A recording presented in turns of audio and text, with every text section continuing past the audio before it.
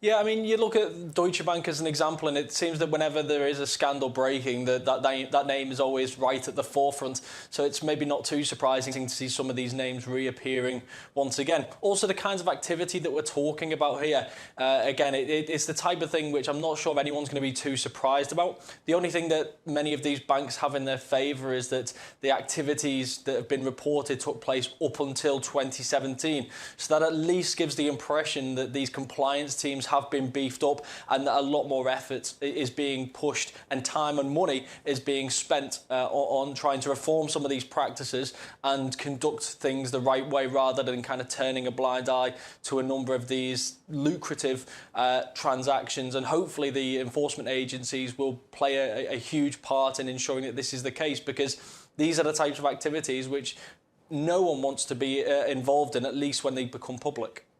Craig, I mean, obviously you're not an expert in criminal law, so let's not go there about the possible implications for these companies. But what about the financial implications, not only for the banks themselves, but also for the legitimate companies that do business with these institutions?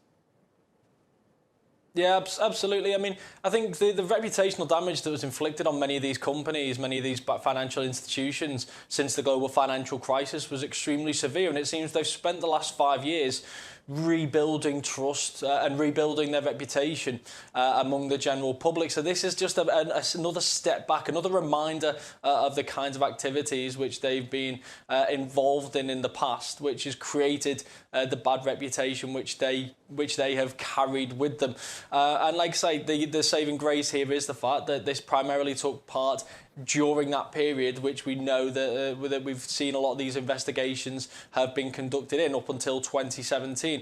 So we can only hope that these banks are continuing to beef up and improve their practices to ensure that these scandals become lesser. But I don't think we can be too naive either. We have to remember that these are enormous institutions. So I don't think this is going to be the end of the scandals. I still think in 10, 20 years, we're going to be hearing about new and more elaborate scandals which are going to be appearing. When there's so much money involved, the temptation's always going to be there.